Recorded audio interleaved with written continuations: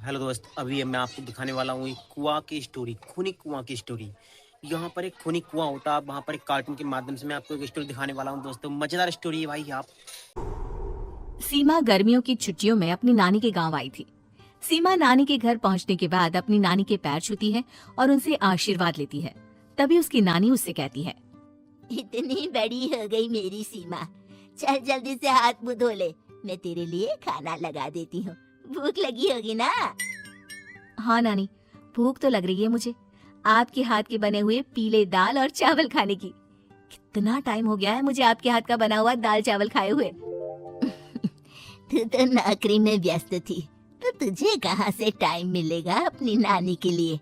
और जब इतने टाइम बाद आई है तो ज्यादा टाइम के लिए रुक कर जाएगी तू। हाँ हाँ हाँ नानी, इस बार पूरे 2 महीने के लिए आई हूँ। सीमा की नानी अंदर जाकर उसके लिए खाना बनाने लगती है। सीमा कमरे में अकेली होती है, तभी उसे किसी औरत के रोने की आवाज सुनाई देती है। वो कभी खिड़की से बाहर झांकती है तो कभी दरवाजे से बाहर झांकती है।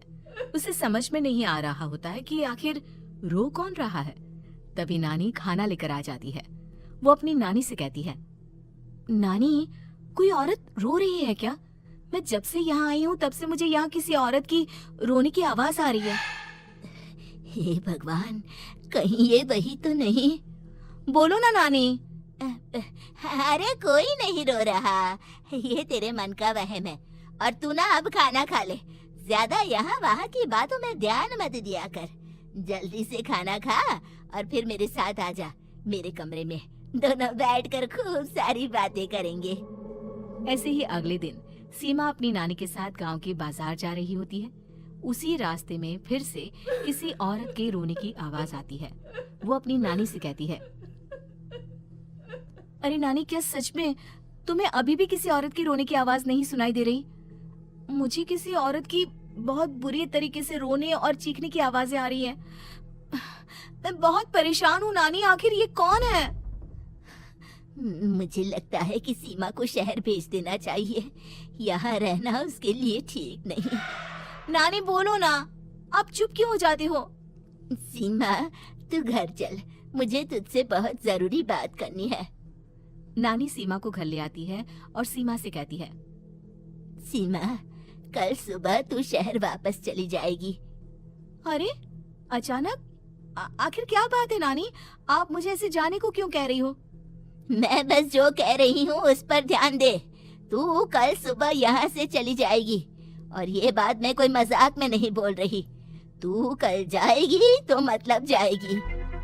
अरे नानी, चली जाऊंगी मैं, ठीक है, पर आखिर बात क्या है ये तो बता दो। मम्मी से कोई बात हुई है या फिर मुझसे कोई गलती हुई है जो तुम मुझे अचानक से जाने के लिए बोल रही हो? देख सीमा, रात बहुत हो चुकी है और मुझे इस बारे में कोई बात नहीं करनी। चल, अब चल के मेरे साथ सो जा। सुबह की बस पकड़कर तुझे शहर भी तो जाना है। सीमा को अपनी नानी का ऐसा व्यवहार देखकर बहुत ही अजीब लगता है। उसे कुछ समझ में नहीं आ रहा होता है कि आखिर उसकी नानी उसे अचानक से गांव छोड़कर जाने के लिए क्यों कह रही है। ये सारी बातें सोचते सोचते सीमा की आंख लग जाती है और वो अपनी नानी के साथ सो जाती है। ऐसे ही आधी रात को सीमा को फिर से किसी औरत की रोने की आवाज सुनाई देती है। वो उस औरत की आवाज सुनकर बार बार करवटें बदल रही होती है और तभी उसे सपने में भी एक अजीब सी औरत की परछाई दिखाई देती है, जो इतना चीख चीख कर रो रही होती है कि सीमा डरकर उठ जाती है। वो पूरे पसीने पसीने हो रही होती है। वो अपने आसपास देखती है तो घर में बिल्कुल शांति का माहौल होता है। सीमा घबरा जाती है। वो अपनी नानी को जगाने की कोशिश करती है मगर उसकी नानी नहीं जगती। सीमा को फिर से उस औरत की रोने की आवाज सुनाई देती है। आखिरकार सीमा अपने आप को रोक नहीं पाती और वो घर का दरवाजा खोलकर बाहर निकलती है। आखिर ये माजरा क्या है, आज तो मैं पता करके रहूंगी। अब आवाज का पीछा करते हुए सीमा आधी रात को गांव की चौपाल के पास बने कुएं के पास पहुंच जाती है, जहां कुएं की चारों ओर बेड़ियां लगी होती हैं। उन बेड़ियों में लगे हुए ताले के साथ एक लाल रंग का कपड़ा और माता रानी का कलावा बंधा होता है। उस कुएं में से सीमा को किसी के रोने की आवाज आती है। सीमा परेशान हो जाती है। इस कुएं में कौन है? कौन है यहाँ? सुनो, कौन है? कौन रो रहा है? वो चिल्ला चिल्ला कर पूछती है और साथ ही लोगों को जगाने की कोशिश करती है, मगर किसी को भी उसकी आवाज सुनाई नहीं देती। अब सीमा खुद उस कुएं के पास की बेड़ियों और तालों को खोलने की कोशिश करती है और किसी तरह कुछ देर की मशक्कत के बाद सीमा उसको खोल भी देती है। और जैसे ही वो कुआं खोलकर उसके अंदर झांकती है, सीमा उस कुएं में गिर जाती है। इतने में उसकी नानी की नींद भी खुल जाती है और सीमा को पास ना देखकर नानी परेशान हो जाती है। नानी घबराकर पूरे घर में उसे ढूंढने की कोशिश करती है, जिसके बाद उसकी नानी और सभी लोग उस खूनी कुएं के पास जाते हैं और सीमा की नानी कुएं के पास खड़ी होती है।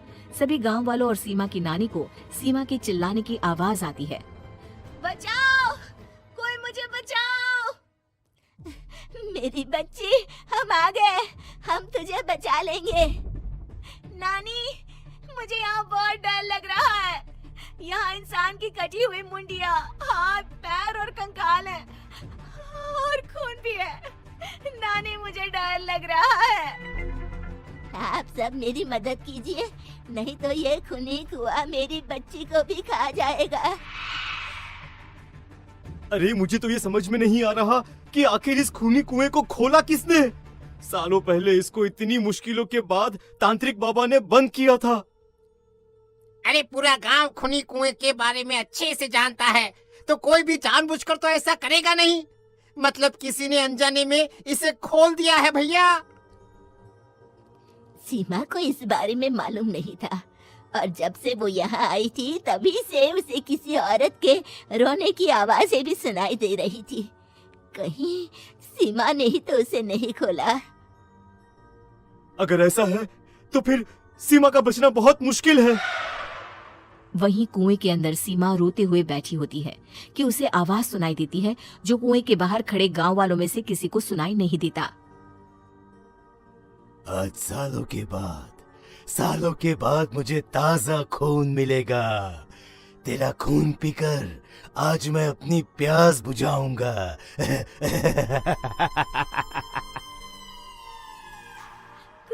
कौन है? कौन है? मत मारो प्लीज, मुझे जाने दो प्लीज। मैंने किसी का क्या बिगाड़ा है? वो तुझे मरने के बाद पता चल ही जाएगा। जितने में गांव वाले और सीमा की नानी कुछ सोच पाते, उतने में उन्हें सीमा के चिल्लाने की आवाज आती है और अगले ही पल सब शांत हो जाता है। क्या हुआ? सीमा, मेरी बेटी। माफ करना बहन, लेकिन अब सीमा वापस नहीं आएगी। हमें एक बार फिर से कुएं को बंद करना होगा। गांव वाले तभी तांत्रिक को बुलाकर लाते हैं। एक बार फिर अपनी शक्ति से तांत्रिक बाबा उस कुएं को हमेशा हमेशा के लिए बंद कर देते हैं और वहां एक बोर्ड लगा दिया जाता है कि यहाँ आना मना है।